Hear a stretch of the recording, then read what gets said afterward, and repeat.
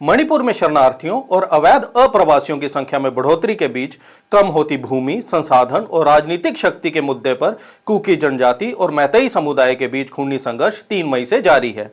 अब ऐसा ही संकट मणिपुर के पड़ोसी राज्य मिजोरम में भी उत्पन्न होने वाला है, क्योंकि म्यांमार से हजारों की तादाद में आए पुरुषों, महिलाओं और बच्चों ने मिजोरम के कई जिलों में शरण ली है। क्या है यह संकट और क्यों हजारों की संख्या में म्यांमार के नागरिक अंतर्राष्ट्रीय सीमा को पार करने की कोशिश में लगे हुए हैं, आज हम इसी मुद्दे पर बात करेंगे। नमस्कार, मैं विक्रम देव द फोर्थ वन इंडिया में आपका स्वागत करता हूं।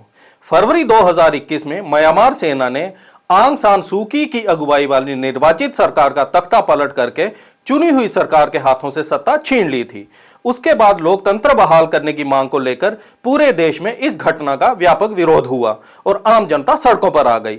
लेकिन सैन्य शासकों ने देश में सैन्य शासन का ऐलान करते हुए सत्ता पक्ष के साथ साथ तमाम विपक्षी नेताओं को भी गिरफ्तार करके जनता के विरोध को दबाने के लिए ताकत का प्रयोग करने का प्रयास किया, जिसके चलते लोकतंत्र की मांग करने वाले आंदोलनकारियों का एक हिस्सा हथियार उठाकर उन सशस्त्र समूहों से जा मिला जो पहले से ही आत्मनिर्णय की मांग कर रहे थे। अब स्थिति यह है कि म्यांमार में दर्जनों विद्रोही ग्रुप बन गए हैं, जिनकी सेना के साथ भीषण लड़ाई लगातार चल रही है और म्यांमार की सेना अभी तक कई गांवों पर बमबारी कर चुकी है, जिसके कारण 4000 से अधिक लोग मारे जा चुके हैं। म्यांमार की सबसे बड़ी नेता आंग सान सू की के समेत म्यांमार के राष्ट्रपति भी 2.5 साल से ज्यादा वक्त से जेल में बंद हैं और यही वजह है कि म्यांमार में लोकतांत्रिक सरकार की बहाली की मांग को लेकर सेना और विद्रोहियों में संघर्ष लगातार चल रहा है। मीडिया रिपोर्ट्स के मुताबिक विद्रोही गुटों के द्वारा म्यांमार को आजाद करवाने और फिर से लोकतंत्र को बहाल करने की मांग को लेकर जारी संघर्ष में भारी हिंसा हो रही है, जिससे बड़ी संख्या में लोग भागकर पड़ोसी देशों में शरण लेने के लिए पहुंच रहे हैं। इस संघर्ष की वजह से भारत में म्यांमार के शरणार्थियों की संख्या में भारी बढ़ोतरी हुई है और यह आंकड़ा 32,000 के करीब बताया जा रहा है। वहीं इस संघर्ष में विद्रोहियों ने म्यांमार के उत्तर में सेना की लगभग 100 चौकियों पर कब्जा कर लिया है और जिन इलाकों में विद्रोहियों का कब्जा है उनमें म्यांमार के कई महत्वपूर्ण शहर और व्यापार मार्ग शामिल हैं। सेना के खिलाफ विद्रोहियों का यह संघर्ष पिछले महीने शान प्रांत से शुरू हुआ था, जिसमें थ्री ब्रदरहुड अलायंस की बड़ी भूमिका है। थ्री ब्रदरहुड अलायंस में 3 जातीय समूह Myanmar National Democratic Alliance Army, Ta'ang National Liberation Army और अराकान आर्मी शामिल हैं। इनके अलावा ब्रदरहुड गठबंधन में म्यांमार के दक्षिण पश्चिम में स्थित राखीन राज्य के लड़ाके भी शामिल हैं। शान राज्य में इस सशस्त्र गठबंधन को मिली कामयाबी ने देश के दूसरे हिस्सों में जंग लड़ने वाले विद्रोहियों को उत्साहित किया है और उन्होंने भी तेजी के साथ सेना के खिलाफ प्रतिरोध शुरू कर दिया है। वहीं सेना द्वारा बनाए गए राष्ट्रपति मिएंट सुए ने चेतावनी दी है कि म्यांमार पर टूटने का खतरा मंडरा रहा है और उन्होंने कहा कि अगर सरकार सीमा क्षेत्र में होने वाली घटनाओं को प्रभावी ढंग से प्रतिबंधित नहीं करती है तो म्यांमार कई हिस्सों में टूट सकता है। जबकि म्यांमार सेना के प्रमुख ने देश के आधे हिस्से पर यानी लगभग 8000 वर्ग किलोमीटर क्षेत्र पर विद्रोहियों के कब्जे की बात कबूल की है। विद्रोहियों के साथ जारी संघर्ष से निपटने के लिए म्यांमार की सेना को चीन और रूस से हेलीकॉप्टर्स मिले हैं, जिससे म्यांमार की सेना विद्रोहियों पर हवाई हमले कर रही है। म्यांमार की सहायता करके चीन डबल गेम चल रहा है, क्योंकि मौजूदा जातीय हमले बीजिंग के समर्थन के बिना आगे नहीं बढ़ सकते हैं और वो जातीय सशस्त्र बलों के लिए एक महत्वपूर्ण हथियार आपूर्तिकर्ता बना हुआ है। म्यांमार में चीन की एक रेलवे लाइन परियोजना और बंगाल की खाड़ी तक जाने वाली पाइपलाइन जैसे कई रणनीतिक हित भी हैं, लिहाजा म्यांमार की सेना का समर्थन करना चीन की मजबूरी है। इसके अलावा आंग सान सू की राजनीतिक party national league for democracy के साथ भी चीन के अच्छे कामकाजी संबंध रहे हैं, जो 2015 से 2020 तक सत्ता में थी। इसलिए चीन की रुचि म्यांमार में स्थिरता वापसी में है, ताकि चीन ने जिन ऊर्जा परियोजनाओं में निवेश किया है उन्हें पूरा किया जा सके। अब बात करते हैं भारत की। विद्रोहियों और म्यांमार सेना के बीच चल रहे संघर्ष का सीधा असर भारत पर भी दिख रहा है।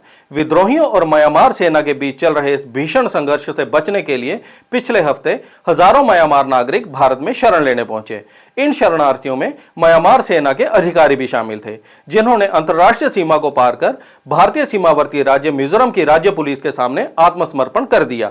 हालांकि बाद में इन सैन्य कर्मियों को मणिपुर के सीमावर्ती शहर मोरेह ले जाया गया, जहां उन्हें वापस म्यांमार के सैन्य अधिकारियों को सौंप दिया गया। The camps of the Myanmarese army. Also, there was, because of the fight, a large number of villagers of the Khomoi village next to Zokathar have crossed over into India. temporarily, and there have been two major camps which were overrun, and because of that, around 75 Myanmarese army personnel had entered into Mizoram, and we have provided them we have rescued them and also handed over them to our border guarding force of Assam Rifles, and they have been taken back into Myanmar. Regarding the refugees, most of them have returned who have come last week. Some of them are still there because of some the lurking fear in their villages, but situation is much better now. Area is opposite Zokwatar on the India-Myanmar border in Mizoram, in the Chin state of Myanmar. There has been movement of Myanmar nationals to the Indian side. We are deeply concerned with such incidents close to our border. Our position on the ongoing situation in Myanmar is very clear. We want cessation of the violence and resolution of the situation through constructive dialogue.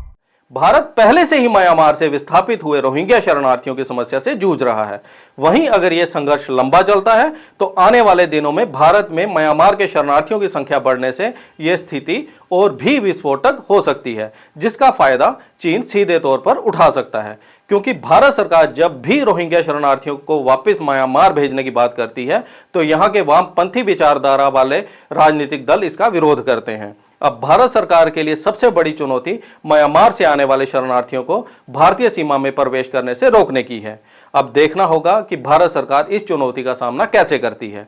इस मुद्दे पर आप भी अपनी राय हमें comment box में जरूर दें। अगर आपको यह प्रोग्राम अच्छा लगा हो तो द फोर्थ वन इंडिया को लाइक, शेयर और सब्सक्राइब करना मत भूलिएगा। धन्यवाद।